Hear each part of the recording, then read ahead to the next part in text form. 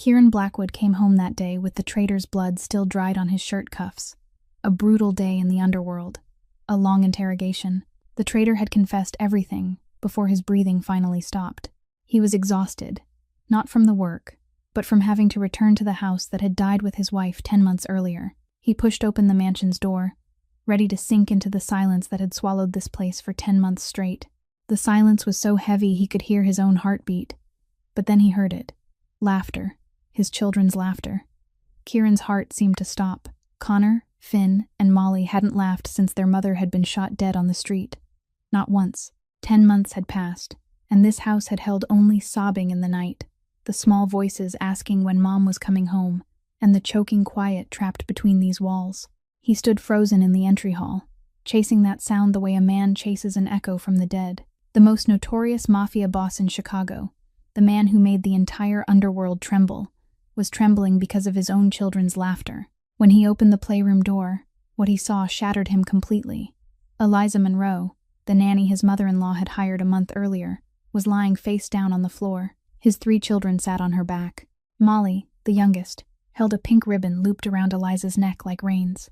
Eliza was neighing like a horse, shaking her head, laughing with the children, as if she'd forgotten the outside world even existed. And Connor, his oldest, the boy who hadn't spoken a single word in 10 months, was laughing so hard tears ran down his face. Kieran couldn't move. He couldn't breathe. Just hours earlier, he'd decided the traitor's fate in a voice cold as ice. Just hours earlier, he'd been the monster all of Chicago feared. But now he stood pinned to the doorway, helpless as a child. His children, the children who woke up screaming every night, the children who flinched whenever he came near, the children who looked at him with unfamiliar eyes as if he were a stranger, were playing, truly playing. And not with him, not with the most powerful father in Chicago, but with her, a woman he'd barely even looked at. She'd done what he couldn't, what all his money, power, and violence couldn't reach. She'd brought them back from the dead. The fatigue from the whole day dissolved, giving way to something else. A relief so sharp it hurt. A bitter shame.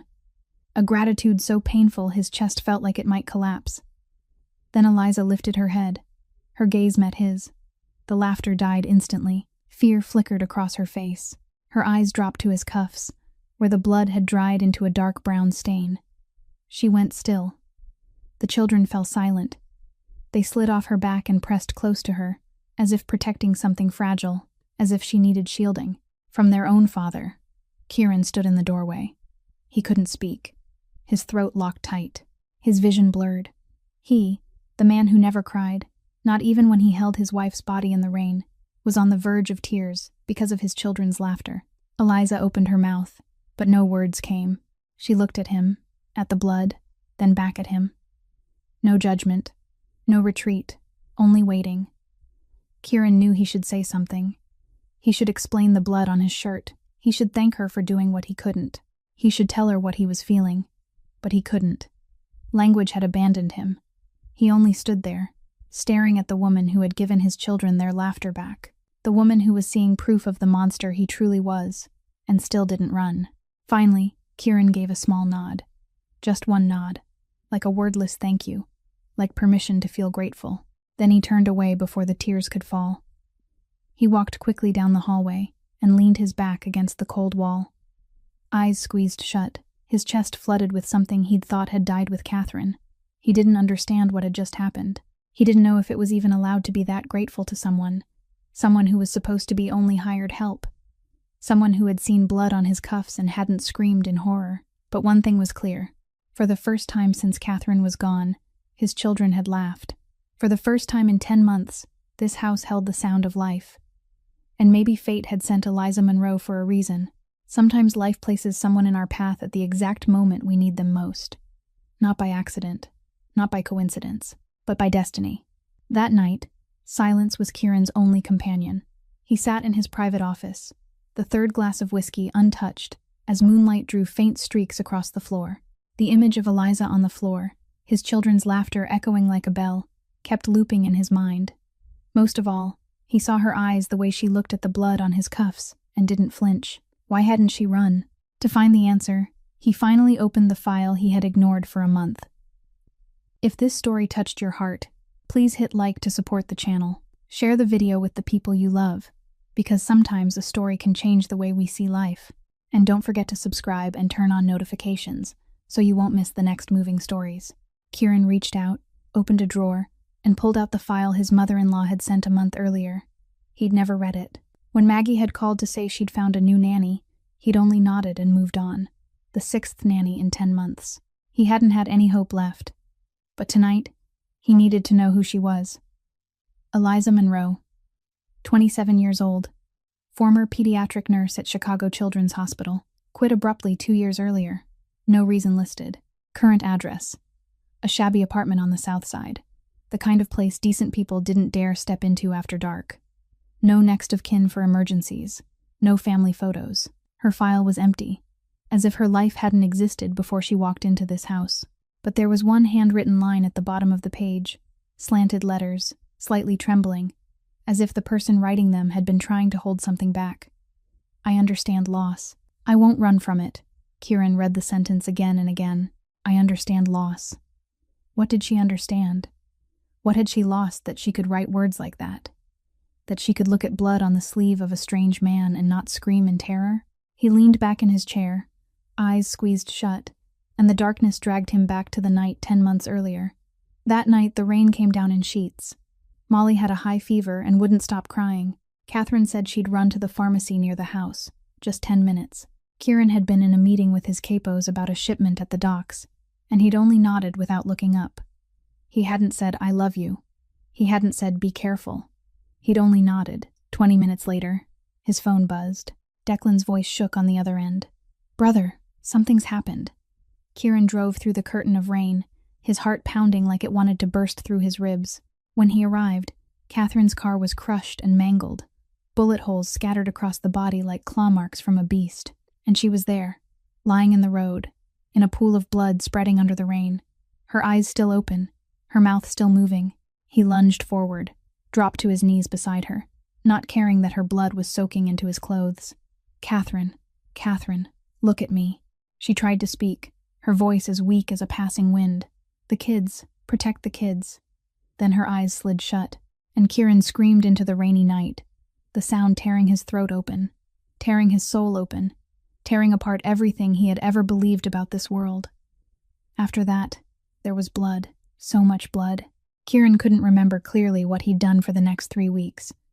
He only remembered terrified faces, pleading voices, and the final silence. 47 people, the entire Petrov family, un by un. He didn't stop until only Alexei Petrov was left alive, running like a rat. But blood didn't fill the emptiness. Revenge didn't bring Catherine back, and when the fury finally settled, Kieran realized he was standing in the ruins of himself. His 3 children didn't laugh anymore. Connor stopped speaking. Finn stopped playing. Molly cried every night, asking when Mom was coming home. And he didn't know how to answer. He didn't know how to hold them without thinking of Catherine. He didn't know how to look into their eyes without seeing her looking back. The house became a graveyard, and Kieran became the ghost that lived inside it. Until today. He opened his eyes and looked down at the handwritten line in the file. I understand loss. I won't run from it. She'd seen the blood on his cuffs. She knew he was dangerous, but she'd still stood there, the children clinging to her the way they clung to a lifeline. She'd still stood there, looking straight into his eyes, not trembling, not judging. She'd still stood there. Who was Eliza Monroe? What had she lost that she could face a monster without blinking? Who was she that she could do what he couldn't? What all his money and power couldn't reach? She had brought laughter back to his children. In a single afternoon, by lying face down on the floor and pretending to be a horse. Kieran folded the file closed and set it on the desk. Outside the window, the sky was shifting from black to gray. Dawn was coming. He still hadn't slept, and he knew he wouldn't, because there was one question drilling deeper and deeper into his mind, refusing to let him go. Why hadn't she run? And why, when he thought of that question, did he feel something waking inside his chest? Something he'd believed had died with Catherine 10 months earlier. Hope.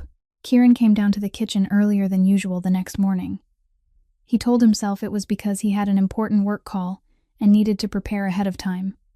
But that was a lie. The truth was, he wanted to see her. wanted to see her in daylight, when there was no blood on his cuffs, when there was no darkness to hide the questions in his eyes.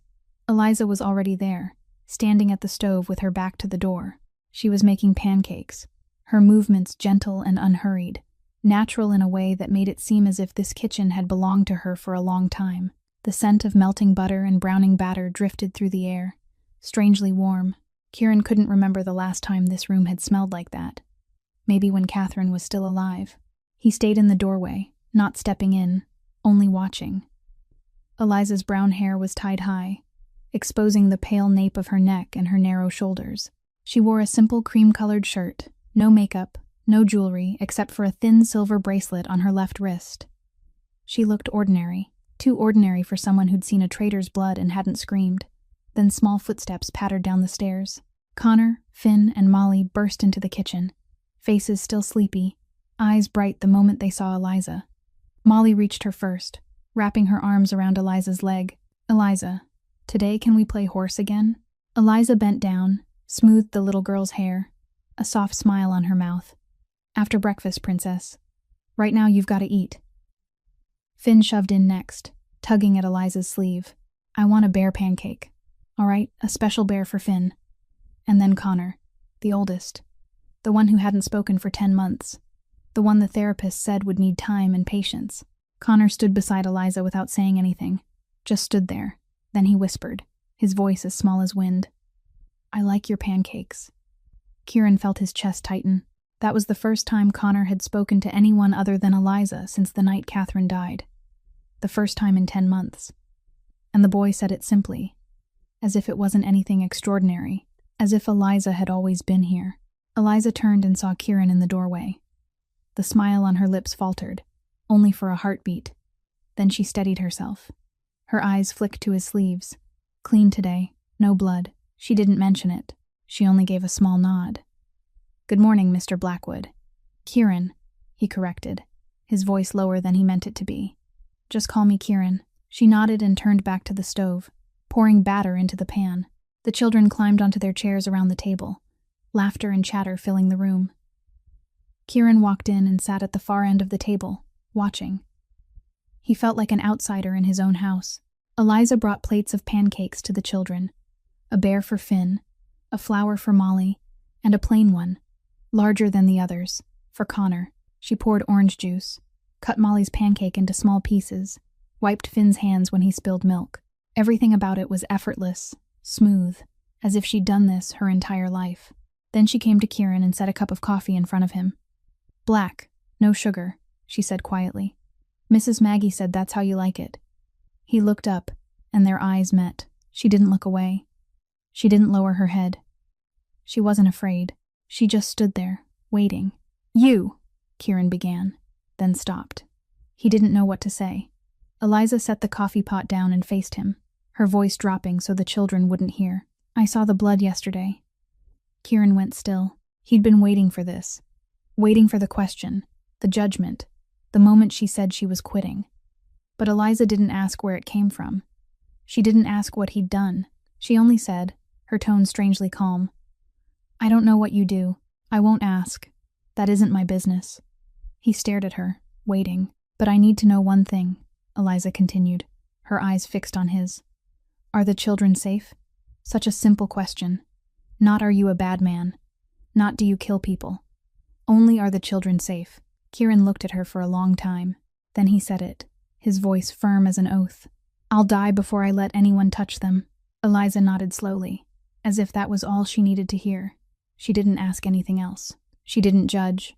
She didn't run. She simply turned back to the stove and went on with her work, as if the conversation had been about the weather. Kieran sat there, the hot coffee warming his hands, watching her move around the kitchen, watching the children laugh with her. She knew he was dangerous. She knew something dark was happening, but she was still here. For the children, or for something else. He didn't know. But for the first time in 10 months, Kieran Blackwood felt something beginning to melt inside the frozen cage of his chest. Something warm, something he'd thought had died with his wife on that rainy night. And that frightened him more than any enemy ever could. 3 weeks after that morning, things began to change. Not in big, noisy ways, but in small, quiet ones. the way water wears stone down over time. Kieran Blackwood, the most notorious mafia boss in Chicago, the man the entire underworld bowed to, started coming home earlier. At first, he told himself it was because work hadn't been too demanding lately. A lie. Then he told himself it was because he wanted to check the mansion's security. Another lie. The truth was, he wanted to hear his children's laughter. The truth was, he wanted to see her. Every afternoon, Kieran stood at an upstairs window where he could look down into the garden without anyone seeing him. Eliza usually took the children outside at that hour, when the late sun softened and the air cooled. She sat beneath the old oak tree, and Connor, Finn, and Molly gathered around her like chicks around their mother. She read to them, her low, warm voice carrying all the way up to the window where Kieran stood. She spoke of faraway kingdoms, brave knights, princesses waiting to be rescued, and the children listened, eyes wide, mouths slightly open, as if the world inside her stories were more real than this one. Connor began to speak more. Not to Kieran, not yet, but to Eliza. The boy asked her everything. Why is the sky blue? Why can birds fly? Why doesn't Mom come back? Kieran didn't know how Eliza answered that last question. He only saw her pull the boy into her arms, stroke his hair, and Connor didn't cry. He simply sat in her embrace as if it were the safest place in the world. Finn began to laugh again. The little boy grew mischievous, always running, always in motion, and Eliza never scolded him. She chased him, pretended to be a monster, growling as she hunted him down, and Finn laughed so hard he toppled into the grass. The sound filled the garden, slipped through the windows, and touched Kieran's heart like warm fingers. Molly, the youngest, began to sleep better. She didn't cry in the middle of the night anymore. She didn't ask when Mom was coming home anymore.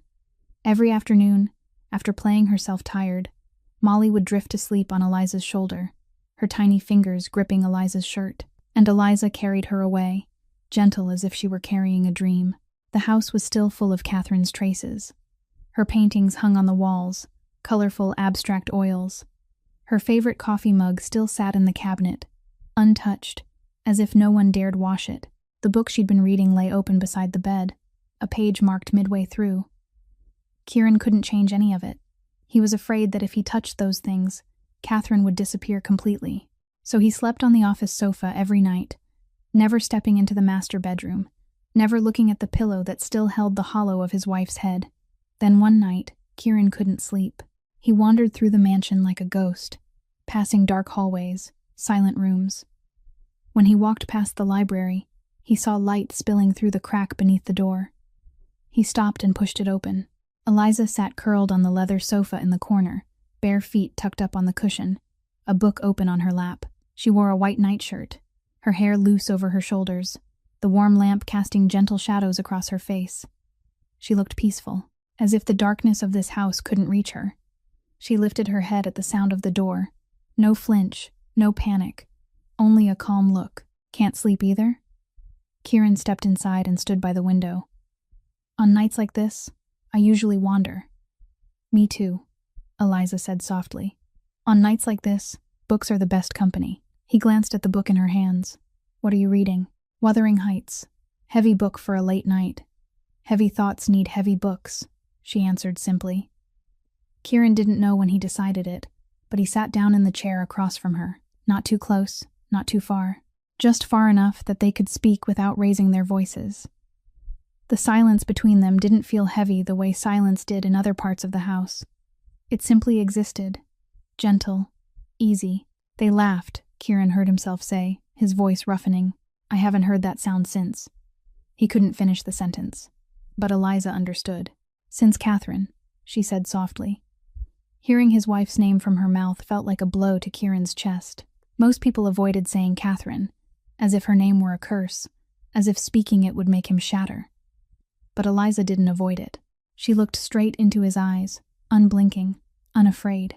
The children tell me about her, Eliza said. They say she sang the wrong lyrics in the car. She let them eat ice cream before dinner. She smelled like jasmine. Tears burned behind Kieran's eyes. Those small details, those ordinary scraps of life, he'd forgotten them. He remembered the rainy night, the spreading blood, the sound of his own screaming, but he'd forgotten that Catherine sang the wrong lyrics. He'd forgotten that she smelled like jasmine. Thank you, he whispered, his voice breaking. For remembering her through the children. Eliza closed the book and stood. She didn't say anything else. She didn't comfort him. She didn't soothe him. She only gave a small nod, as if she understood that sometimes silence was enough. "Good night, Kieran." She left, her footsteps so light they seemed not to touch the floor. Kieran stayed behind, alone in the library, the book she'd left behind still warm from her hands. He didn't read. He simply sat there under the soft yellow light, and for the first time in 10 months, he felt a little less alone.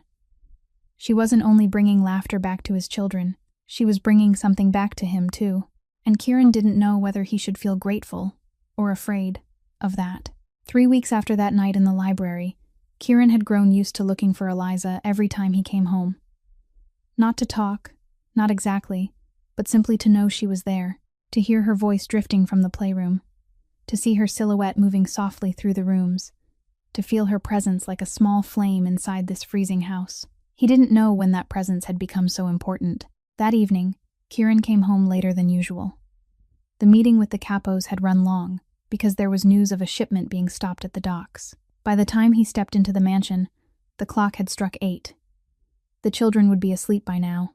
The house lay still in the dark, with only a small light spilling out from the kitchen. Kieran moved toward that glow, his footsteps quiet on the wooden floor. But as he neared the kitchen door, he stopped. There was crying, a small, muffled sob, restrained, as if the person crying was trying not to make a sound, the kind of crying people do only when they believe no one can hear them. He stood in the doorway and didn't enter. Eliza sat alone at the table with her back to him. Her shoulders trembled in waves, her head bowed. In her hand she held something small, silver catching the yellow light, the bracelet. She opened it the way someone opens a tiny box, and Kieran caught a glimpse of something inside. Maybe a photograph. She was crying. The strong, steady woman, the one who'd seen blood on his cuffs and hadn't run, was breaking apart in his kitchen. Kieran didn't know what he was supposed to do. Walk in, walk away, pretend he'd seen nothing. He was used to facing enemies, to giving orders that decided life and death. But he didn't know how to face a woman's tears when they came from real pain. Then Eliza seemed to sense someone there. She turned her head, and when she saw Kieran in the doorway, her eyes went wide. Fear flashed through her face, then shame, and she hurriedly wiped her cheeks, trying to pull herself back into the calm she always wore. "I'm sorry," Eliza stammered, hurriedly wiping her cheeks. "I didn't mean for you to see this. I'll go to my room." She turned to leave, but Kieran's gaze fell on the silver object trembling in her hand. "Wait," he said softly. "Eliza, who is in the photograph in your bracelet?" Kieran asked, his voice gentler than he intended. Eliza froze. Her fingers tightened around the silver bracelet, as if it were the most precious thing in the world. She didn't answer at once. Finally, she spoke, her voice trembling like a leaf in the wind. "My son's name was Theo." Son. Kieran felt as if someone had punched him in the chest. "She had a son. He died 2 years ago," Eliza went on, her eyes dropping to the bracelet in her hand. "A brain tumor. Only 4 years old." She opened the bracelet fully and showed him the tiny photograph inside. A little boy with brown hair, blue eyes like hers, grinning wide, holding a feather in his hand. That smile was bright, innocent, unaware of sickness, unaware of death waiting nearby. "We fought for a year," Eliza said, her voice sounding as if it came from far away. "Hospitals, chemo, surgery. I watched him fade, day by day. I watched him lose his hair, lose his strength, lose the light in his eyes. I watched him stop being a child and become a patient." Tears rolled down her cheeks, and she didn't wipe them away. "This bracelet is all I have left of him." Kieran didn't speak.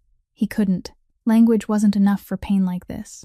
"My husband blamed me," Eliza continued, bitterness cutting through her words. "Bradley. He said I should have noticed the symptoms sooner.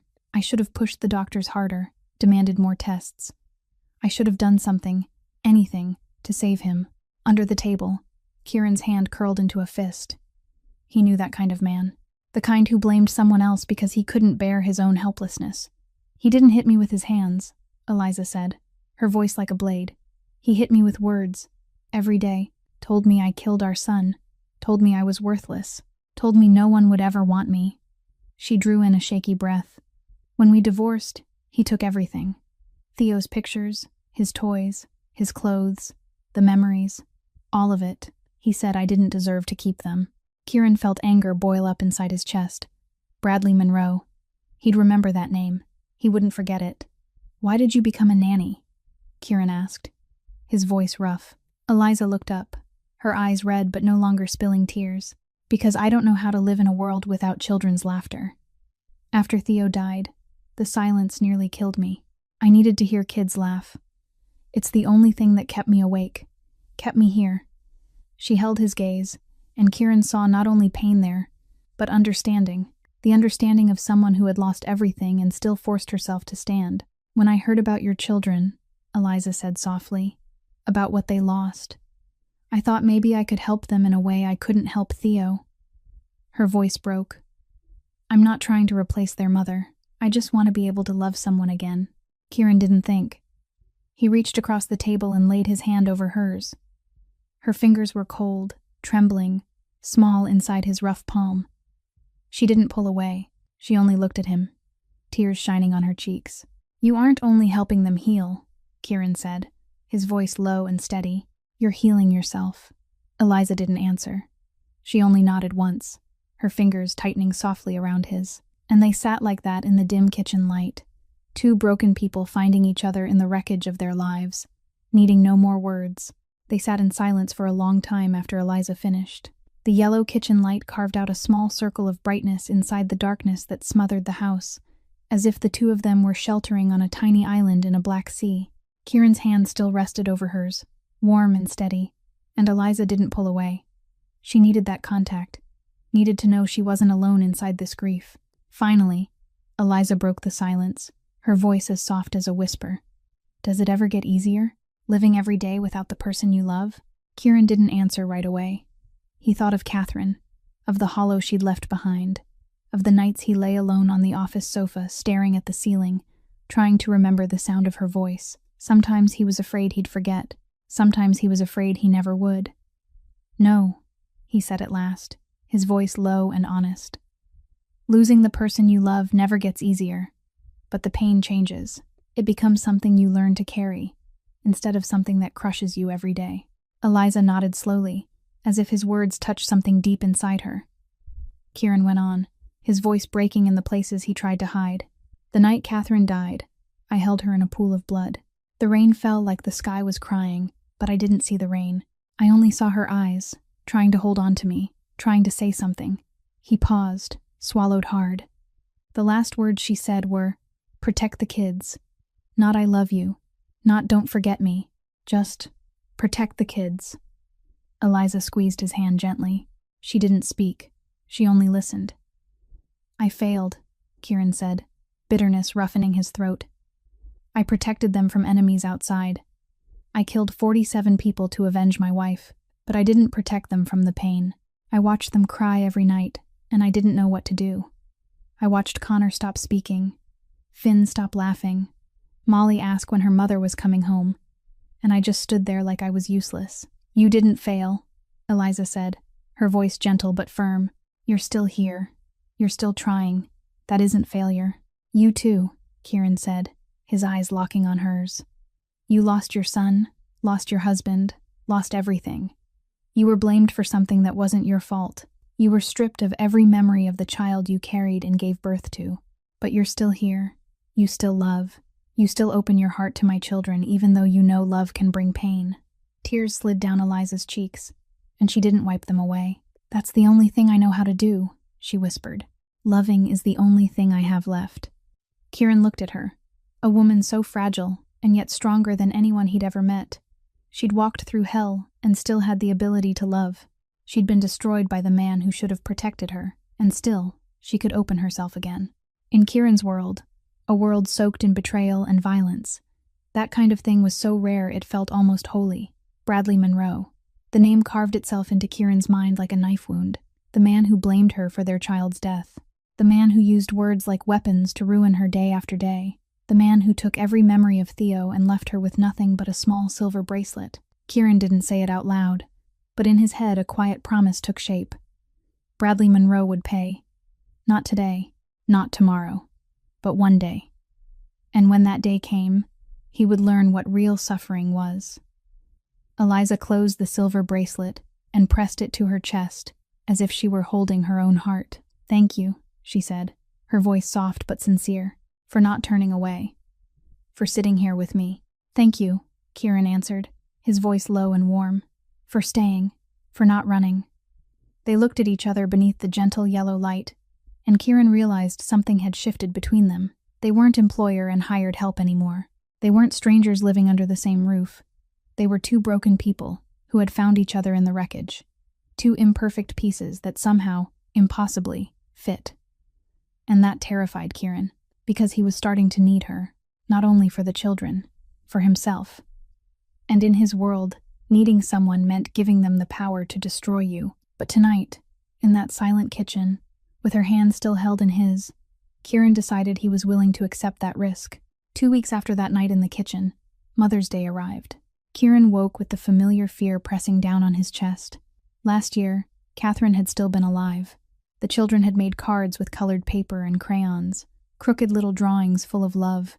Catherine had cried when she received them, happy tears sliding down her cheeks, and she'd taped every single one to the refrigerator, saying they were the most beautiful works of art she'd ever seen. This year, the refrigerator was bare, and Catherine was lying beneath cold earth. Kieran had a simple plan for today. Take the children to the cemetery. Say a few words at Catherine's grave. Go home. Survive the day. That was all he could do. He went downstairs, bracing himself for a long, painful day. But as he passed the playroom, he heard laughter and the lively chatter of the children. He stopped at the doorway and looked in. Eliza was sitting on the floor with Connor, Finn, and Molly. Around them were colored paper, crayons, glue, and glitter scattered everywhere. They were making cards. Kieran felt a sharp ache in his heart. Eliza was helping the children make cards for Catherine. Of course, she understood what this day meant. He moved a little closer, watching in silence. Molly finished her first drawing and held it up, grinning wide. "Done!" Kieran looked at the picture, a stick figure with brown hair and a big smile, surrounded by scribbled red hearts. Underneath was a wobbly line written in pink crayon. "For Eliza, I love you." Kieran's heart seemed to miss a beat. Connor held up his own card. "I love Eliza," with 3 small stick figures holding hands with one larger one. Finn drew a woman lying face down with 3 children sitting on her back, and underneath he wrote, "Eliza is our horse." Not for Catherine. They were making cards for Eliza. Kieran stood frozen in the doorway, not knowing what he was supposed to feel. Pain that his children had forgotten their mother. Relief that they'd opened their hearts to someone. Guilt for feeling that relief. All of it twisted together into a knot in his chest, tightening until it was hard to breathe. Then Eliza looked up and saw him standing there. Her face went pale instantly. She sprang to her feet, flustered, her hands still smeared with glue and glitter. "I didn't tell them to do that. I swear. I told them they should make cards for their mom." "We did," Finn cut in, holding up another card Kieran hadn't seen at first. This one had angel wings and flowers drawn with more care. Beneath it was a line Connor had written, because his handwriting was the neatest. "I miss Mom. Mom is in heaven." Kieran felt as if the air had been pulled from his lungs. They hadn't forgotten Catherine. They'd only made room for one more person. In their small hearts, there was space for both. Molly ran to him, tugged at his sleeve, and looked up with wide eyes. "Daddy, can Eliza come with us to visit Mom?" The simplicity of the question left Kieran wordless. He looked at Eliza. She was shaking her head, eyes reddened, hands waving it off. "No, I shouldn't. That's private. That's your family's thing. I'll stay home." "You are family," Connor said. 3 simple words. But it was the first time Connor had spoken a complete sentence to anyone other than Eliza since his mother died, and he said it while looking straight into Eliza's eyes, his voice steady as if it were the most obvious truth in the world. Kieran looked at his son, then at Eliza, then at Finn, and Molly. All 3 of them were watching her with hope, as if she were their son. "If you want to go," Kieran heard himself say, his voice turning rough, "you can come with us." An hour later, they stood in front of Catherine's grave. The late afternoon sun filtered through the trees, laying warm golden streaks across the green grass. A white marble headstone bore the name Catherine Blackwood, and beneath it the words, "Beloved wife, wonderful mother." The children placed both kinds of cards on the stone, the card for Mom in the middle, the cards for Eliza on either side, as if they wanted Catherine to see that someone was taking care of them. Then Eliza did something Kieran didn't expect. She knelt in front of the headstone, not caring that damp grass soaked into her knees. Tears streamed down her cheeks as she spoke, her voice trembling but sincere. "I hope you don't mind that I love them. I'm not trying to replace you. No one could ever replace you. I just—" She stopped, swallowed hard. "I just can't help it. They're so wonderful. And I'll protect them. I promise." Connor stepped up beside Eliza and set his small hand on her shoulder. Then he turned to the headstone and spoke to his mother for the first time since the funeral. "Mom, Eliza makes really good pancakes. She plays with me. She reads stories to me, and she doesn't get upset when I talk about you." That last sentence hit Kieran like a blade through the chest. "She doesn't get upset when I talk about you." He was the one who got upset. He was the one who retreated every time the children mentioned Catherine. He was the one who made his children afraid to speak about their mother. Eliza stood, wiped her tears, and turned back, and her eyes met Kieran's.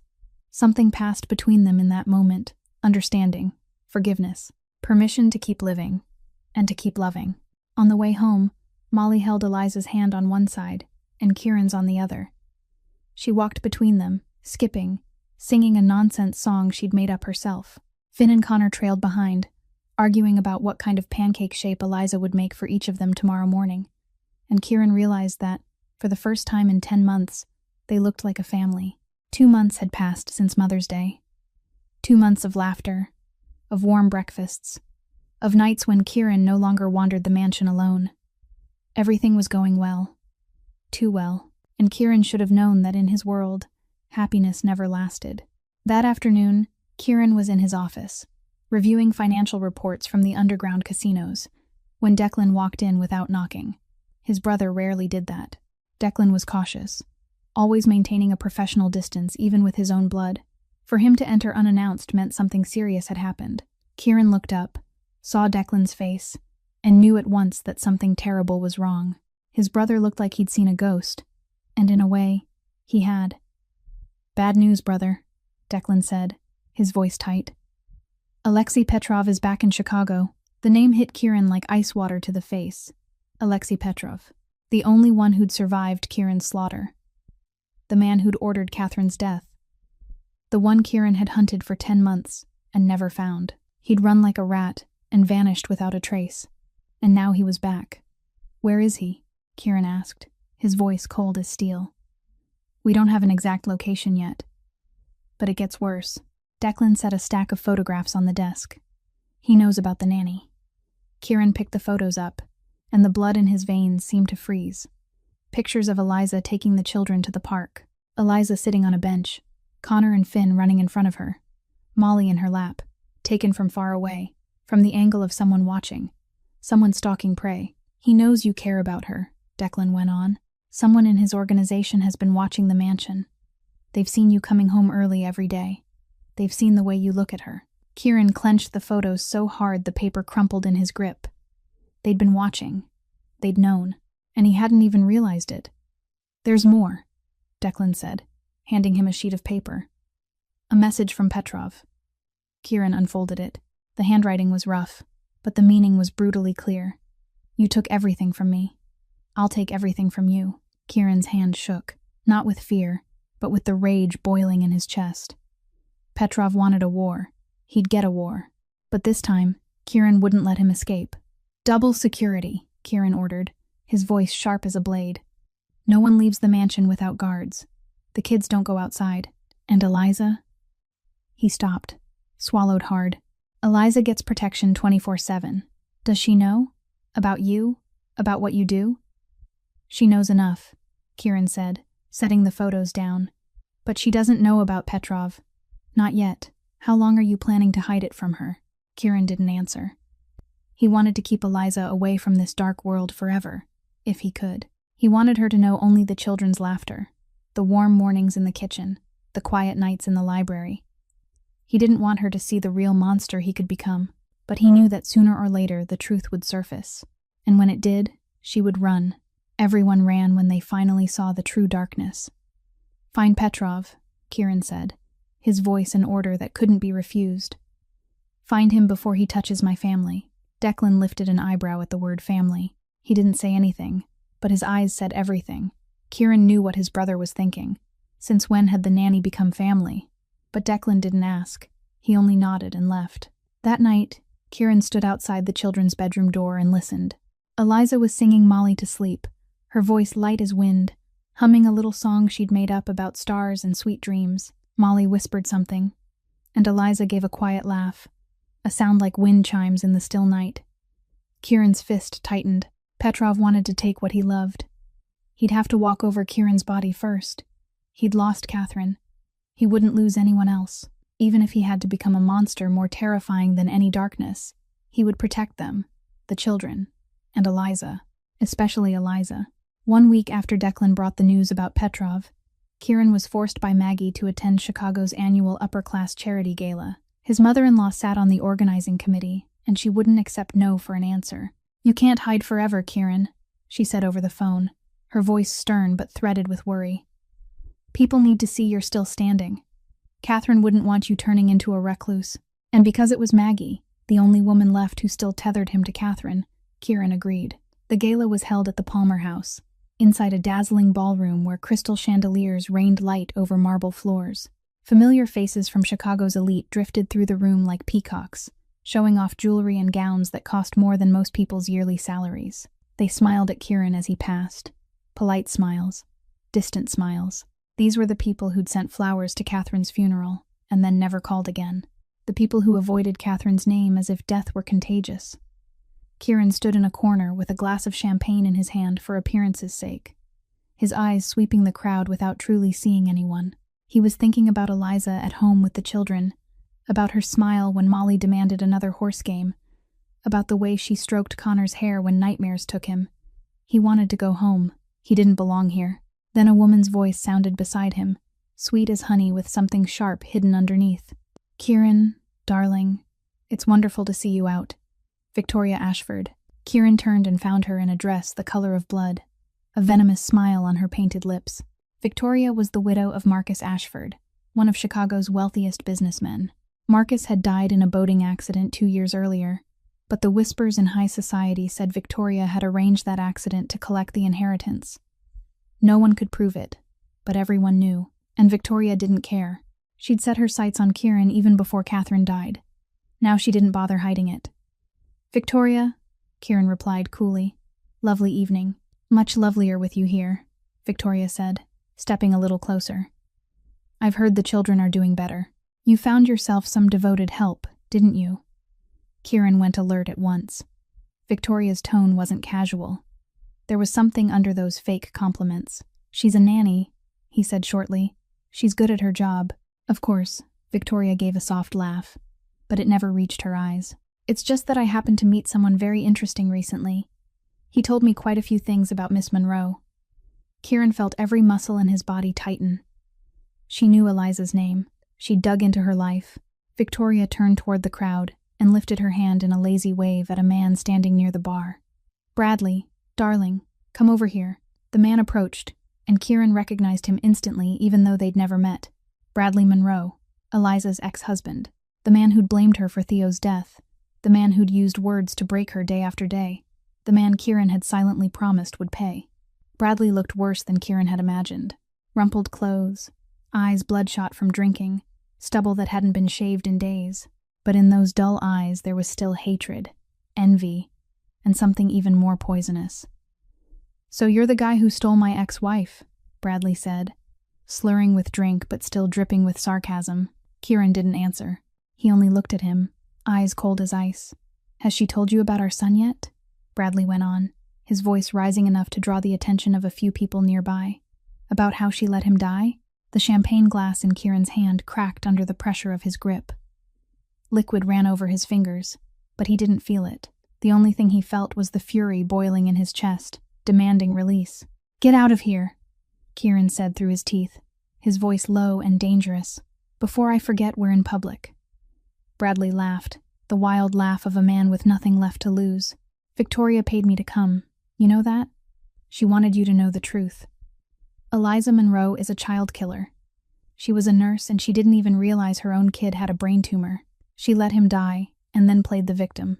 Declan appeared at Kieran's side as if from thin air, his hand settling on Kieran's shoulder like a reminder. Not here. Not now. Kieran knew his brother was right. Hitting a drunk man in the middle of a charity gala would only spark a scandal. And scandal was the last thing Kieran needed, with Petrov circling and searching for weakness. Kieran leaned toward Bradley, his voice a whisper meant only for them. You're going to pay for every word you just said. Not today. Not here. But soon. And when that day comes, you'll wish you'd never opened your mouth. Bradley went pale, the bravado of alcohol draining away as he looked into Kieran's eyes and saw the monster underneath. He stumbled back a step, nearly losing his balance. Victoria remained where she was, satisfaction curling at the corners of her mouth. I just wanted you to know who you're trusting, Kieran. Be careful what you love. It can disappear at any moment. And you should know who you're playing with, Victoria, Kieran replied, his gaze winter cold. People who play this game with me don't usually end well. He turned and walked out of the ballroom without looking back. Declan followed in silence. Outside, the night air cut like a blade against his skin, but Kieran didn't feel cold. He felt only rage boiling and worry twisting together inside his chest. Victoria had linked up with Bradley. Petrov was watching. Darkness was tightening from every direction, and Eliza was at home, unaware of any of it, singing Molly to sleep with a voice light as wind. Kieran had to protect her, at any cost. Kieran got back to the mansion after the gala with his mind spinning. The fury from the confrontation with Bradley was still boiling in his blood, but what worried him more was Eliza. Rumors moved fast among the help. If Bradley had shown up publicly like that, she would hear about it. He found Eliza in the kitchen, standing by the sink with her back to the door. She didn't turn when she heard his footsteps, but her shoulders were rigid, and Kieran knew she already knew. I heard Bradley was at the gala, Eliza said, her voice trembling slightly, though she tried to keep it steady. Mrs. Ashford's maid called Mrs. Maggie's housekeeper. News travels fast. Kieran stepped closer, but didn't touch her. He was drunk and running his mouth. You don't have to worry. Eliza turned, her eyes red as if she'd been crying, though there were no tears left now. What did he say? It doesn't matter, Kieran. Her voice sharpened. What did he say? Kieran was silent for a moment. Then he let out a breath. He said you killed your child. Eliza didn't react. She only stood there, staring at the floor, as if she'd heard that sentence too many times to feel it anymore. He'll never leave me alone, she said, tiredness weighing down every word. He'll destroy anything good I have. That's how he punishes me for daring to walk away. He won't touch you, Kieran said, his tone hard with certainty. I promise. Eliza looked up, her eyes full of exhaustion and resignation. You don't understand, Kieran. Bradley doesn't have to touch me. He just has to talk. And people will believe him. They always do. Right then, Kieran's phone buzzed. Declan, he answered, and his brother's voice was so tight Kieran felt his blood turn to ice. Someone broke into the guest house, where Eliza stays. They left a message. Kieran didn't say anything. He ended the call and ran. Eliza followed even though he told her to stay. She didn't listen. She never listened when he told her to do something for her own safety. The guest house sat at the far edge of the garden, where Eliza had lived since she came to work for the Blackwood family. When they reached it, the door was standing open. The inside had been torn apart, furniture overturned, the bed slashed open, clothes strewn across the floor. But what made Kieran go still wasn't the chaos. On the white wall across from the doorway, a sentence had been written in red paint like blood. I'll take everything. Petrov. Eliza stood beside Kieran, her eyes locked on the red words. She didn't scream. She didn't cry. She only stood there, frozen, and whispered a question that squeezed Kieran's heart until it hurt to breathe. Who is Petrov? Kieran didn't answer right away. He'd known this moment would come, the moment the truth couldn't be hidden anymore. He just hadn't expected it to arrive like this, with fake blood on the wall and the sharp stink of paint in the air. The man who killed my wife, he said at last, his voice low and heavy. And now he's coming for you. Eliza turned to him, her eyes widening. Your wife was murdered? I heard from the staff she died in a car accident. That's what I told the world. The truth is, she was assassinated. Her car took more than 20 bullets on a rainy night. By who? Why?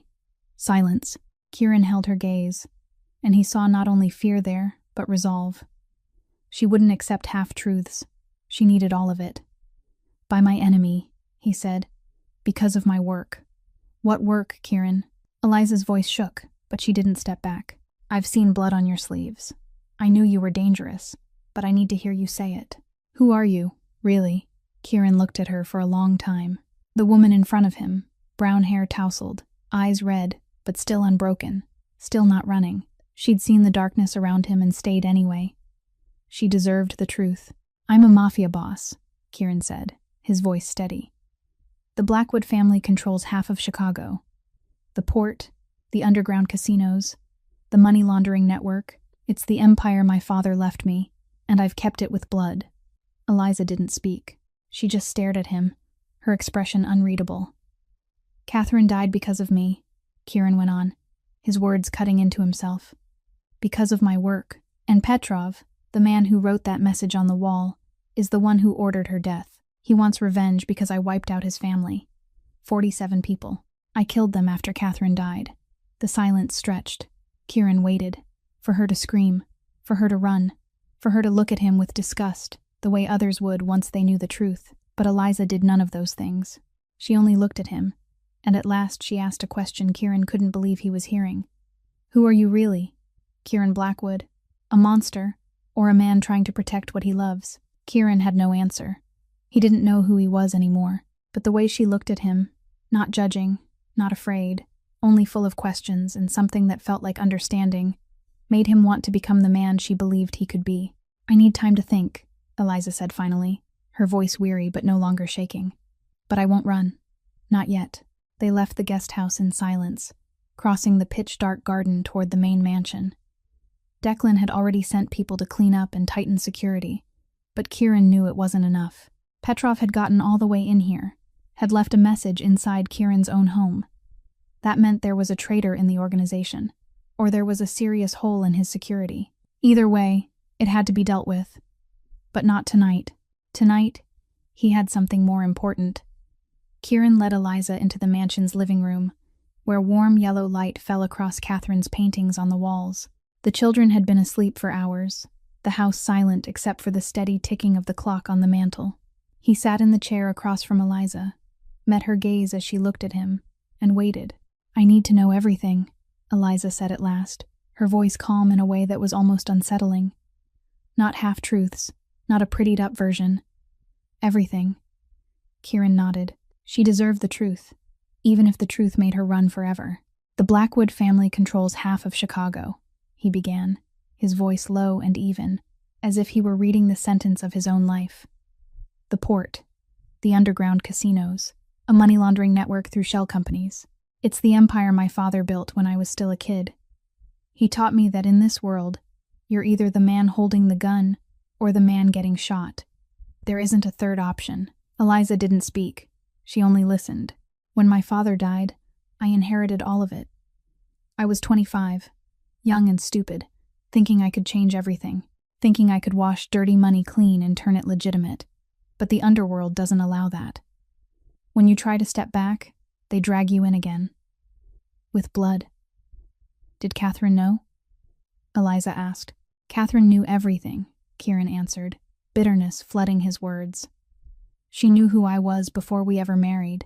She said she loved me, not my work. She said she'd stay with me no matter what, and I believed her. He paused, swallowing hard. But I didn't protect her. Tell me about that night, Eliza said gently. Kieran closed his eyes and the memories crashed in like a black wave. The Petrov family wanted to expand territory. They demanded a piece of our port. I refused. Alexei Petrov said he'd teach me a lesson about the price of arrogance. His voice shook. That night, Molly had a fever. Catherine went out to buy medicine. I was in a meeting and I didn't go with her. I thought it was just the pharmacy down the street. What could happen? You couldn't have known, Eliza said. I should have known, Kieran said, bitterness cutting deep. That's my job, knowing every danger before it comes. But I got careless. And when the phone rang, when Declan said something's happened, I knew I'd lost her. He opened his eyes and looked straight into Eliza's. Catherine's car took more than 20 bullets. She died in my arms, in a pool of blood, in the rain. Her last words were, "Protect the kids." Tears slid down Eliza's cheeks, but she didn't turn away. After that, I lost control, Kieran continued, his voice turning ice cold, though it trembled where he tried to hide it. I hunted the Petrov family down. One by one. 47 men. I killed them with my own hands, or I ordered my men to kill them. I didn't stop until only Alexei was left alive. Running like a rat, Eliza drew in a sharp breath. Kieran could see her trying to take in what he'd said. 47. Not one. Not two. 47. My hands are covered in blood. Eliza, Kieran said, his words slicing into himself. I'm a monster. I've killed people, and I'll keep killing if I have to. That's who I am. That's my world. Silence stretched out. Kieran waited. For her to stand up and walk out the door. For her to say she couldn't stay with a murderer. For her to look at him with the disgust he deserved. But Eliza did none of that. She sat still for a long time, eyes lowered to her own hands twisted together in her lap. Then she asked, her voice as light as breath, "Have you ever hurt someone innocent?" "No," Kieran answered immediately. "Only people in the game. People who know the risk when they step into that world. Women? Children? Never." Eliza lifted her head, her eyes meeting his, and what Kieran saw there wasn't disgust. It wasn't fear. It was something else. Something that looked like understanding. "I'm not afraid of monsters, Kieran," she said, her voice clear and steady. "I'm afraid of people who wear good masks." Bradley wore a perfect mask for years, successful lawyer, model husband, wonderful father, and he destroyed me from the inside where no one could see. She paused, drew a deep breath. "You don't wear a mask. You're showing me exactly who you are. The darkness, the blood, all of it.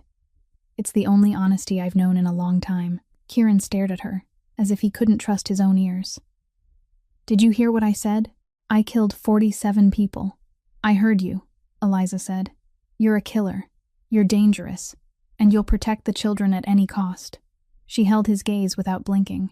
"That's all I need to know. You'll stay?" Kieran asked, his voice rough with disbelief. "I'll stay," Eliza said. "But I need you to promise me one thing." "What?" "Protect the children. No matter what happens to me, protect them." Kieran stood, moved in front of her, and dropped to one knee so their eyes were level. "Nothing is going to happen to you," he said, his voice an oath. "I promise. You're family. You've been family since the day my son laughed again." Eliza reached up and touched his face, her fingers warm against his skin. "Then end this," she said. "End Petrov, so we can live." Kieran nodded, and in that moment, he knew he would burn the whole world down to protect this woman. 1 week after the night Eliza learned the truth, Kieran began his counterattack. He wasn't prey being stalked anymore. He was the hunter. And anyone who dared threaten his family was going to learn the most expensive lesson of their lives. Victoria Ashford was the first target. Kieran met with Declan in the office. Maps and documents spread across the desk like a miniature battlefield. "Victoria wants a war?" he said, his voice cold as steel. "We'll give her a war, but not with guns, with the thing she's afraid of most." "What's that?" Declan asked. "The truth." Kieran ordered an investigation into Victoria Ashford from the inside out. Every financial transaction, every phone call, every person she'd met over the last 2 years. He hired the best private investigators in Chicago, the kind who didn't ask why and only cared about money. The results came back within 4 days, and they were worse than Kieran had imagined. Marcus Ashford hadn't died in a yacht accident. He'd been poisoned. Victoria had swapped her husband's heart medication for counterfeit pills for 3 months before he died. When Marcus stepped onto that yacht with a heart so weakened it couldn't withstand the motion sickness, Victoria stayed home with a perfect alibi, waiting for the phone call that would tell her her husband was gone. She'd planned everything from the beginning. The fake prescriptions had been bought through a corrupt pharmacist who'd since been fired. Victoria's former housekeeper had seen her switching the pills and had been threatened into silence. But money could loosen anyone's mouth, and Kieran had plenty of it. He sent all the evidence to the Chicago police through an anonymous address. Another copy went to the Chicago Tribune. 48 hours later, Victoria Ashford was arrested in front of television cameras, wearing an expensive designer dress with her hands cuffed behind her back. She screamed Kieran's name, shrieked that he'd set her up, But nobody believed a woman accused of killing her husband for inheritance money. Her screams echoed from the television, and Kieran watched with a glass of whiskey in his hand. Not a shred of regret. One enemy had been removed. One remained. Bradley Monroe was found in a cheap bar on the south side, where he'd been hiding ever since the gala. Without Victoria paying him, he didn't have the money to stay in any luxury hotel. He was drunk out of his mind when 2 of Kieran's men walked in, grabbed him by the collar, and dragged him outside like a bag of trash. An abandoned warehouse in the industrial district on the south side of Chicago. Weak yellow light fell over concrete walls stained with damp patches. Bradley was thrown onto the cold cement floor, clothes rumpled, eyes glazed with alcohol, but he started sobering up the moment he realized where he was and who he was with. Kieran walked in, his shadow stretching long across the floor. He wasn't wearing a suit like he had at the gala. He wore a black shirt with the sleeves rolled up, and there was nothing of the polished businessman about him. He looked like what he really was. Dangerous. A predator. "Do you know who I am?" Kieran asked, his voice calm in a way that was terrifying. Bradley swallowed, his eyes darting around the room for an exit, but there wasn't one. Mafia. Blackwood. "Good. Then you know what I can do." Bradley trembled, trying to back away, but the wall blocked him. "Please. I only did what Victoria told me. She paid me to come to the gala. I didn't want trouble." "You didn't want trouble?" Kieran cut in, stepping closer. "You stood in front of me and called Eliza a child killer. You did it in front of hundreds of people. And you're telling me you didn't want trouble?" Kieran didn't touch Bradley. He didn't need to. The fear in Bradley's eyes was enough. He simply stood there, looking down at the pathetic man at his feet, and spoke in a voice cold as ice. "You blamed her for your son's death. You beat her with words every day, until she believed she was worthless, until she believed she was a murderer. You took everything she had, his photos, his toys, his memories, and you threw her out into the street like trash." Kieran leaned down, his eyes like 2 black pits. "You think you can do those things and not pay for them? I'm sorry." "I'm sorry," Bradley sobbed, tears and snot soaking his face. "I'll never bother her again. I swear." "Your oath isn't worth a cent," Kieran said flatly. He straightened and looked down at Bradley the way he'd look at a worm. "Here's what's going to happen. You're going to disappear from Chicago. You're never going to show up within 100 miles of Eliza Monroe. You're not going to speak about her to anyone. You're going to forget she exists." Yes, I will. Anything you want. If I hear your name again," Kieran continued, his voice like a blade, "I won't kill you. Death's too easy. I'll make you wish you were dead. Do you understand?" Bradley nodded frantically, his whole body shaking like a leaf in a storm. "Get him out of the city," Kieran told his men. "If he comes back, you know what to do." Bradley Monroe disappeared from Chicago that night. No one heard from him again. Some people said he moved to a small town in Texas. Some people said he changed his name and lived like a homeless man. Kieran didn't care. As long as Bradley stayed away from Eliza, he could live. That was the only mercy Kieran had to give. Kieran returned to the mansion at dawn, the sky shifting from black to gray. Eliza was waiting by the door, awake, not asking what he'd done. She only looked at him, her eyes filled with something Kieran couldn't read.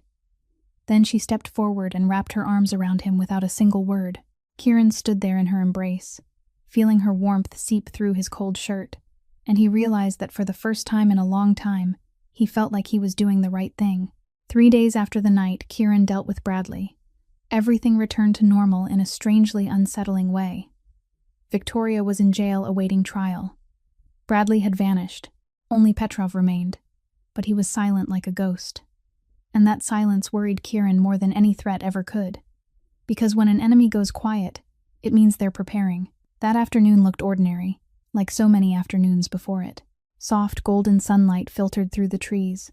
A cool breeze rolled in from Lake Michigan, carrying the scent of grass and flowers. Eliza took the children out into the garden as usual. Even though Kieran had doubled security, 2 guards stood watch at the gate. 2 more patrolled the garden perimeter. But Eliza still wanted the children to have a normal life. Still wanted them running under the sun instead of being shut inside like prisoners. Connor sat on the stone bench beside Eliza, learning to read from a comic book she'd brought out. Finn and Molly chased butterflies across the lawn, their laughter ringing through the garden like bells. Eliza smiled as she watched them, sunlight catching in her brown hair and turning it into a gentle halo. Kieran was inside, on a call with Declan about the hunt for Petrov. "We still can't find him," Declan said, his voice tight with frustration. "It's like he evaporated. There's no trace." Kieran stood by the window, looking down at the garden where Eliza and the children were playing. Unease crawled along the back of his neck, that prickling sense of being watched. "Keep searching," he told Declan. "He can't hide forever." And then gunfire cut straight through his words. Bang, bang, bang. Kieran dropped the phone, the blood in his veins turning to ice for one horrifying beat, and then he exploded into motion, sprinting out of the room, taking the stairs 3 steps at a time, his heart slamming wildly in his chest. "No, no, no, not again. Please don't." The children's screams hit his ears like knives. A guard's voice roared, "Down, down." The shots kept coming, rapid and relentless, like fireworks from hell. Kieran yanked the gun from the drawer in the hallway desk and charged out the back door. The garden, peaceful and filled with laughter just minutes earlier, had become a battlefield. One guard was down, blood spreading red across the green grass. The other guard was firing back toward the fence, where shadows moved. But Kieran didn't see any of that. His eyes hunted for one thing. Eliza. She was lying face down on the lawn, her body pressed over 3 children curled beneath her. She'd used herself as a shield. Connor was sobbing, Finn was screaming, Molly was shaking, but Eliza didn't move, and there was blood on her shoulder, dark and blooming across her white shirt. Eliza. Kieran didn't know how loud he screamed her name. He threw himself toward them, slipped on the wet grass, his knees slamming into the ground hard enough to sting, but he felt nothing. He saw only Eliza, only blood, only the nightmare repeating itself. He rolled her over, his hands shaking as he touched her shoulder. Her face was pale, her eyes squeezed shut, but she was breathing. She was still breathing. "Eliza, Eliza, open your eyes. Look at me." Her lashes fluttered, her gaze dull with pain, and her lips moved, and the first thing she said wasn't about herself. "The children. Are the children okay?" Kieran looked down at the 3 little ones clinging to Eliza, their faces soaked with tears but streaked with no blood. They weren't hurt. She'd covered them. "They're okay," he choked out. "You've been shot. You," and she whispered, "Okay," as her eyes began to drift shut again. "As long as they're okay. No, don't you sleep. Eliza, look at me." Blood soaked Kieran's hands as he tried to press against the wound in her shoulder. The blood was warm, sticky, and red, just like Catherine's blood on that rainy night. He was holding her in a pool of blood again, and panic clenched his chest so hard he couldn't breathe. "No, no, don't. You can't die. Do you hear me? You can't die." Declan came running, phone in his hand. "The ambulance is on the way." "Petrov," his men ran. "We're chasing them. Find him!" Kieran roared, his eyes gone wild. "Find him and bring him to me." Connor crawled to Eliza's side, his small hand clutching hers. "Eliza, don't die. Don't be like Mom." His voice shattered the air, the cry of a child who'd lost his mother once and couldn't survive losing anyone else. Molly and Finn clung to Eliza, sobbing, calling her name the way children call for their mother. And Kieran understood, in that hellish moment, that she truly had become their mother, in every way that mattered. Eliza opened her eyes one more time, searching for Kieran. She tried to speak, her voice thin as a passing wind. "I love them." And then her eyes closed, and she went limp in his arms. The wail of an ambulance siren rose in the distance, closer and closer. Kieran lifted Eliza into his arms, blood soaking through his shirt, just like the night Catherine died. But this time, he wasn't going to lose anyone else. He'd lost Catherine because he hadn't protected her. He wasn't going to lose Eliza, and Petrov would die, not for revenge, not for business, but because he'd dared to touch the woman Kieran loved, by Kieran's own hand. The hospital corridor was blindingly white and brutally cold, the sharp stench of antiseptic hanging in the air. Kieran sat on a hard plastic chair, his eyes locked on the operating room doors where Eliza lay inside. Her blood had dried on his hands, on his shirt, and he didn't bother to wipe it away. He couldn't move. He could only sit there and wait, the way he had waited the night Catherine died, the way he had waited in the hell of 10 months ago. The doctor had said the wound wasn't life-threatening. The bullet had passed through her shoulder, missed an artery, caused no internal damage, but those words did nothing to quiet the panic crushing Kieran's chest. He had seen her blood. He had held her in it. He had believed he was about to lose her. Maggie arrived with the children about an hour after Eliza was taken into surgery. She didn't ask questions. She only looked at Kieran with an expression full of worry and pain. She had lost her daughter to his world. Now the young woman she'd hired to care for her grandchildren had been shot because of him, and Kieran didn't know what he could possibly say to her. The children ran to him, their faces still marked with tears, their eyes red and frightened. Connor didn't say a word, just like 10 months ago, as if he'd retreated back into the shell Eliza had fought so hard to pull him out of. Finn cried without stopping, his choked sobs echoing in the quiet hallway. Molly clung to her stuffed bear, trembling like a leaf in a storm. Kieran dropped to his knees in front of them, searching for words that felt strong enough. "Eliza will be okay, I promise." Connor lifted his eyes to Kieran, and the boy's gaze was empty, far away. Then he spoke, each word sounding as if it had to be dragged up from his throat. "You said Mom would be okay too." The sentence went through Kieran like a knife. The boy remembered. He remembered that night, remembered the hollow promises, remembered the moment the world collapsed when his mother never came back, and now he was terrified history would repeat itself. Kieran didn't know what to say. He only pulled his son into his arms, felt the small body shaking against him. Finn and Molly pressed in as well, and they ended up sitting on the hospital floor, 4 bodies clinging to one another inside the same fear. 2 hours later, the doctor stepped out of the operating room. Kieran sprang to his feet, his heart pounding like it wanted to break his ribs from the inside. "How is she?" "The surgery was successful," the doctor said, a tired smile on his lips. "The bullet's been removed. She lost a fair amount of blood, but she's not in danger. She'll make a full recovery." Kieran felt his knees threaten to give.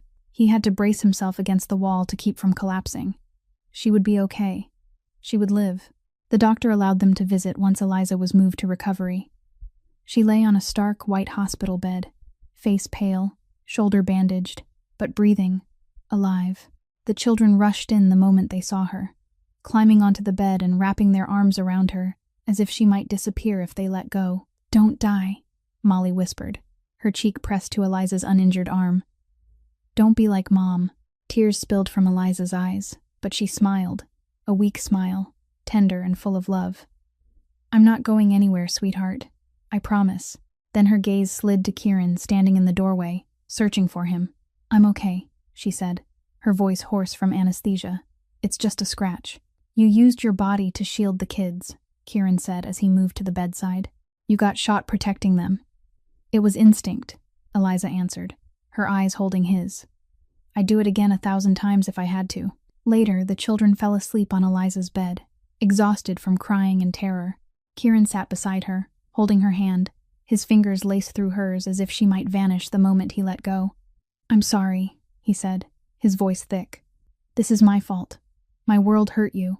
You can't control your enemies," Eliza answered, her fingers squeezing his gently. "You can only control how you respond." Kieran looked at her, a woman lying in a hospital bed with a bullet wound in her shoulder, still comforting him instead of blaming him, stronger than anyone he had ever met. "Petrov is going to die," he said, and his voice didn't shake, didn't waver. It carried only a certainty, as cold as steel. "By my own hand." "And then what?" Eliza asked. "Then I'll do whatever it takes to keep you and the kids safe. Leave Chicago if we have to. Leave all of it if we have to." Eliza studied him for a long time, her eyes shining under the harsh hospital lights. "I don't need you to leave everything," she said at last. "I just need you to come back." Kieran bent down and kissed her forehead, his mouth lingering against her warm skin. "I'll come back, I promise." He stood and stepped out into the hallway. Declan was waiting there, his eyes bright the instant he saw Kieran. "We found him," Declan said. "Petrov, we know where he is." Kieran nodded, his eyes turning to ice. "Go." The abandoned warehouse in the industrial district on the south side of Chicago. Midnight. No streetlights, no passing cars. Only darkness and the metallic stink of rust rising from old shipping containers. This was where Petrov had chosen as his last den, the place he thought he could hide after the failed attack. He was wrong. Kieran arrived with Declan and their team, silent as ghosts in the night. Petrov's men were taken down before they could react, swift and clean, without a single gunshot. Kieran didn't want Petrov to know he was coming. He wanted to see the fear in his eyes when he realized it was over. The final room of the warehouse. The rusted metal door screeched when Kieran shoved it open. Inside, Alexei Petrov sat on an old wooden chair, hands bound behind his back, his face swollen from a few punches Kieran's men had landed when they caught him. Dried blood cracked at his lips, but arrogance still flickered in his eyes when he saw Kieran step in. "Blackwood," Petrov said, his voice rough and dripping with mockery. "You finally came." Kieran didn't answer. He simply stood there, looking at the man who'd killed his wife, the man who'd tried to kill the woman he loved, the man who'd threatened his children. Rage boiled in his chest, but he held it down. He hadn't come here to lose control. He'd come here to finish it. "You think killing me will change anything?" Petrov sneered, his laugh echoing in the empty room.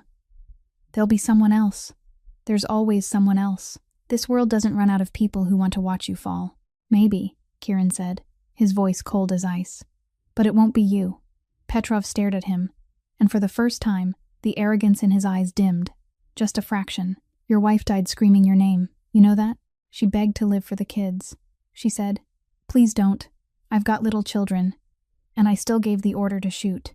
Kieran's hand tightened around the gun, but he didn't lift it. Not yet. Petrov was trying to provoke him, trying to make him snap and do something reckless. Kieran didn't take the bait. "You killed my wife," Kieran said, his tone as level as if he were talking about the weather. "You tried to kill the woman I love. You threatened my children." "The woman you love?" Petrov laughed, a sound like a crow's call.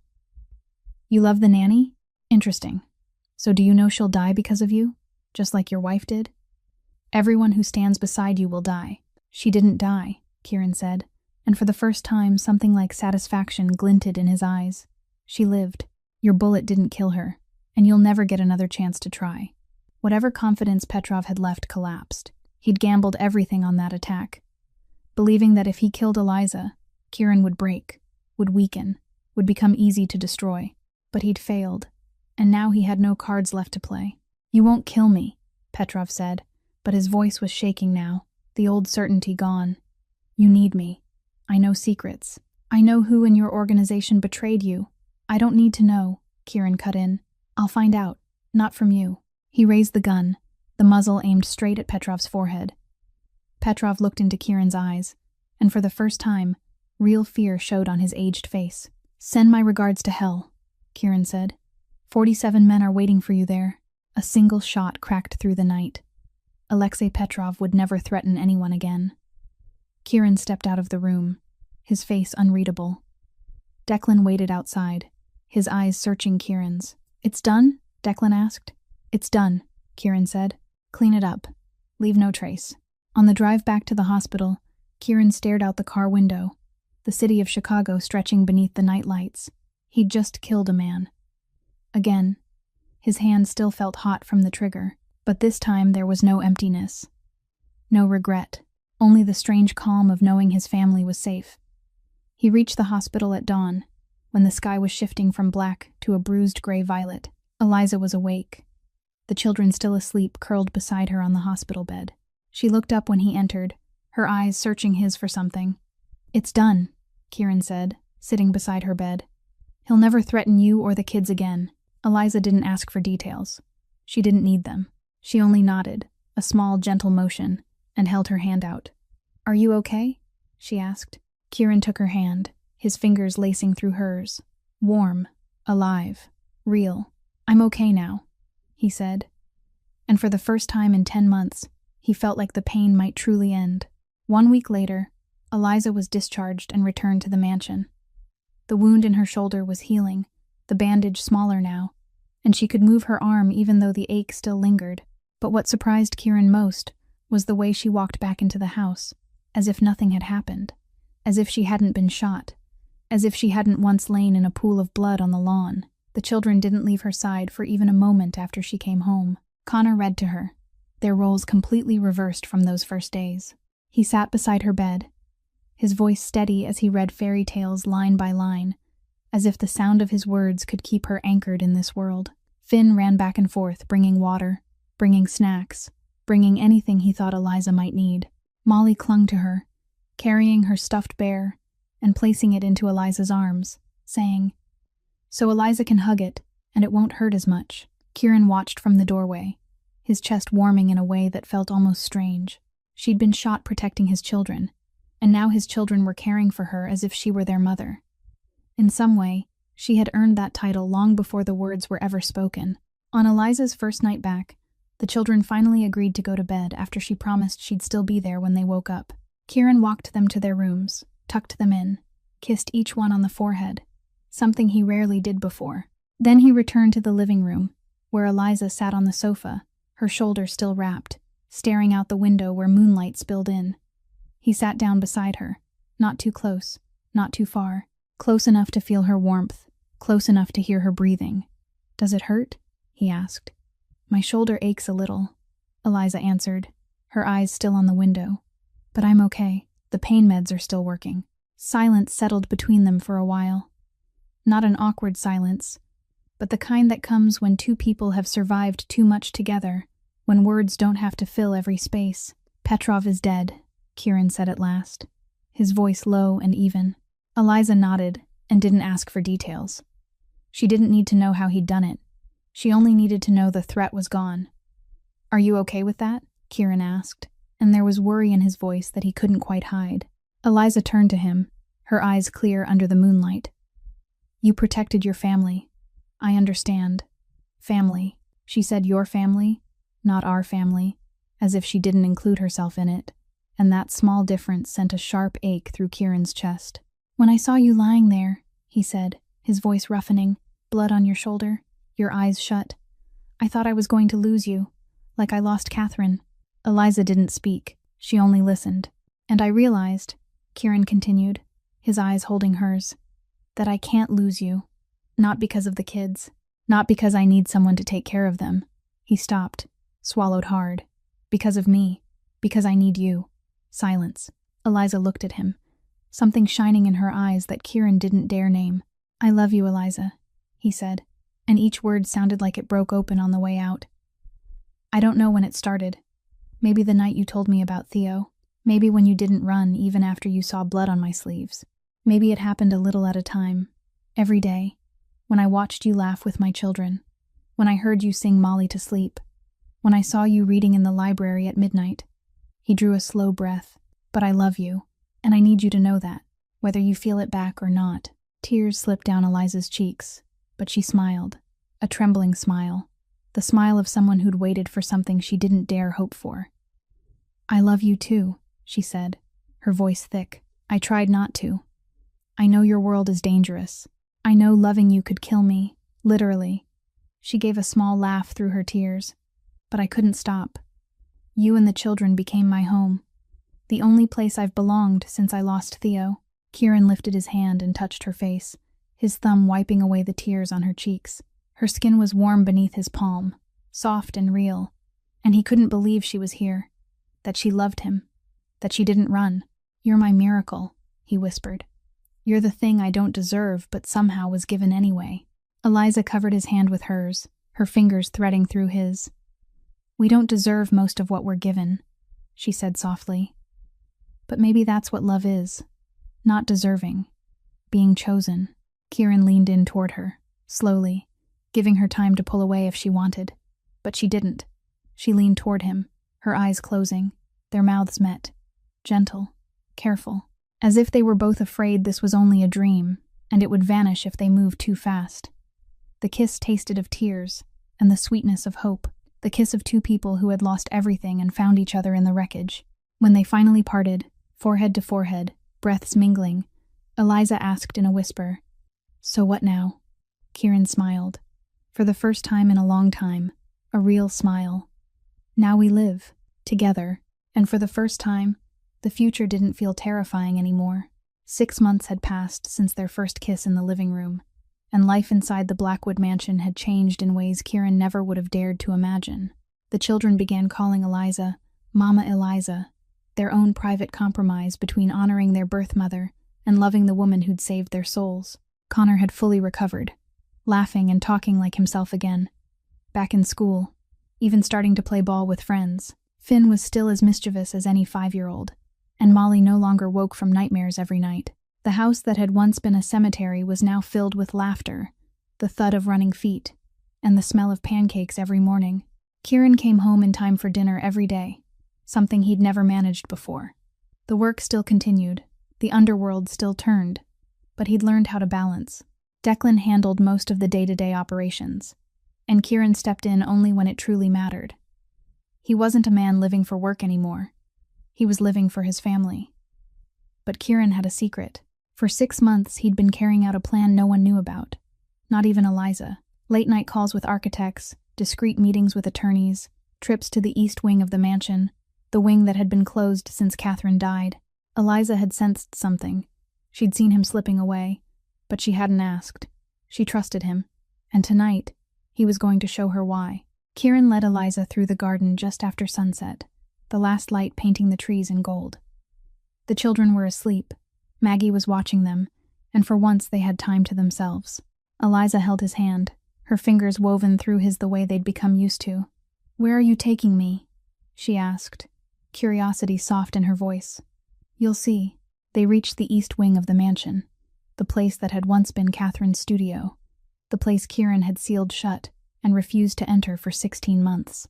Kieran opened the oak door, and warm, bright light spilled out. Eliza stepped inside and stopped dead. The room had been transformed. It was no longer a dark, dusty studio. Now it was a bright space with white walls covered in blueprints and architectural renderings. Official documents stamped and sealed lay spread across the long table at the center. And on the largest wall, a sign in bold letters read, "The Theo and Catherine Foundation." Eliza lifted a hand to cover her mouth, and tears overflowed immediately. "You—" She couldn't finish, her voice breaking. Kieran stepped in beside her, his hand settling gently at the small of her back. "The Theo and Catherine Foundation," he said, his voice low and steady. "A support center for families with a child who has cancer, medical assistance, grief counseling, play therapy, a place where families can stay together through the hardest days, not alone." Tears poured down Eliza's cheeks like rain. Her son's name, Catherine's name. Together on one sign, together in one purpose. "You built this?" she whispered, her eyes locked on the words. "We built it," Kieran answered. "I couldn't do it without you. You know what these families need. You've lived it. This is your mission. But it doesn't have to take you far away. It can happen here, with us." Eliza turned to him, her eyes full of tears and full of something else, too. Love, gratitude, hope. Kieran handed her an envelope. "There's more." Eliza opened it with trembling hands. Inside were legal documents, official papers with seals and signatures. She read, and her eyes widened with every line. Co-director of the foundation, equal partner, and beneath that, another set of papers. Guardianship documents. "If anything happens to me," Kieran said, his voice serious and sincere, "you're the children's legal guardian. Connor, Finn, Molly, you've been their mother in every way that matters. This just makes it official." Eliza couldn't speak. She stood there with the papers in her hands, tears streaming like a spring. She'd lost her son, lost every memory she'd been allowed to keep, had her motherhood taken from her in the cruelest way. And now this man was giving her not only 3 children to love, but the official recognition that she was their mother, in the eyes of the law, in the eyes of the world. "Why?" she whispered, her voice splitting. "Why are you doing all this for me?" Kieran lifted his hand and wiped the tears from her cheeks. "Because you're not only important to the children, you're important to me. You're the one who saved us when I couldn't. You're the one who brought laughter back into this house. You're the one who loved my children when I was in too much pain to do it." He paused and drew a slow breath. "And I want to turn our pain into something beautiful. So Theo and Catherine didn't die for nothing. So their story, and our story, can help other people who are suffering the way we once suffered." Eliza threw her arms around him, crying into his shoulder, her body shaking with every sob. Kieran held her tight, one hand stroking her hair, letting her cry until there were no tears left. "Thank you," she whispered once she'd calmed, her face still pressed to his chest. "Thank you for not letting me forget my son. Thank you for giving me a family. Thank you for loving me." Kieran kissed the top of her head, his lips lingering in her soft brown hair. "You'll never forget Theo," he said, "and the world won't either. This foundation will make sure of it." They stood in the room blazing with light, surrounded by blueprints and dreams. Two people who had once been broken finding a way to fit their jagged pieces together. Not perfect, but whole. 1 month after the night, Kieran revealed the charity foundation. The opening ceremony for the Theo and Catherine Foundation was held in the east wing of the Blackwood Mansion. What had once been a sealed, dust-covered studio had become the first care center, with bright rooms, a children's play area, counseling rooms for parents, and a small garden where families could sit together through their hardest days. Donors, reporters, and the first family to receive support were all there, gathered in a hall decorated with white flowers and photographs of Theo and Catherine. The children wore their best clothes, Connor in a tiny suit that made him look just like his father, Finn with a blue bow tie he'd chosen himself, and Molly in a white dress like a princess. Eliza stood beside them, her shoulder fully healed now, leaving only a small scar as a reminder of the day she nearly lost everything. She wore a soft cream dress, her hair down, and on her left wrist was still the silver bracelet engraved with Theo's name, the only keepsake of her son, now turned into a symbol of hope instead of pain. Kieran stepped up to the podium, the prepared speech tucked inside his suit pocket, but he didn't pull it out. He looked over the crowd, then toward Eliza and the children standing in the front row, and he knew he didn't need anything scripted. He needed to speak from the heart. "I used to think power could fix everything," Kieran began, his voice carrying through the silent room. "I had money, influence, everything the world says a man needs, but I was wrong. When my wife, Catherine, died, I learned there are things money can't buy and power can't change. Grief, loss, the hollow space a person leaves behind when they're gone." He paused, his gaze searching until it found Eliza. "I failed at surviving. My children cried every night, and I didn't know how to comfort them. My oldest stopped speaking for 10 months. My home became a graveyard, and I became a ghost living inside it." Kieran drew a deep breath until someone showed up. His eyes locked on Eliza's. "That person taught me healing doesn't come from fixing what's broken. It comes from presence, from staying, from loving people in their mess, not waiting until they're perfect." His voice trembled slightly. "This foundation exists because of 2 people, my wife Catherine, who taught me how to love completely, and Eliza Monroe, who taught me how to love again." The crowd murmured, but Kieran didn't care. He lifted a hand toward Eliza. "Come up here." Eliza shook her head, her eyes shining with tears, but the children wouldn't let her refuse. Connor took one of her hands, Finn took the other, and Molly pushed from behind. "Come on, Mama Eliza. Papa called you." Eliza stepped onto the stage, her hand trembling when Kieran took it. He turned her toward the crowd, his eyes bright with pride. "This is Eliza Monroe, co-director of the foundation, the legal guardian of my children." He paused, then added, his voice softening, "And the woman I love." The children couldn't wait another second. Connor, Finn, and Molly rushed onto the stage and wrapped their arms around Eliza and Kieran. "Mama Eliza. Papa." Their voices rang through the room, and the crowd applauded, many people wiping away tears.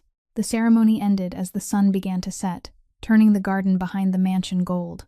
The guests had gone, the reporters had left, and only the Blackwood family remained in the gentle light of dusk.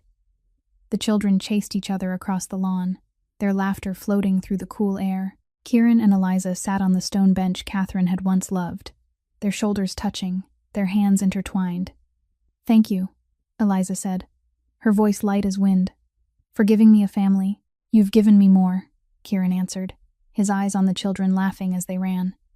"You gave me a reason to live." "What do you think Catherine would say about all of this?" Kieran was quiet for a moment, then he smiled. "I think she'd thank you. For loving the children when she couldn't. For loving me when I didn't deserve it." Molly ran up and grabbed both of their hands. "Papa, Mama Eliza, come play with us."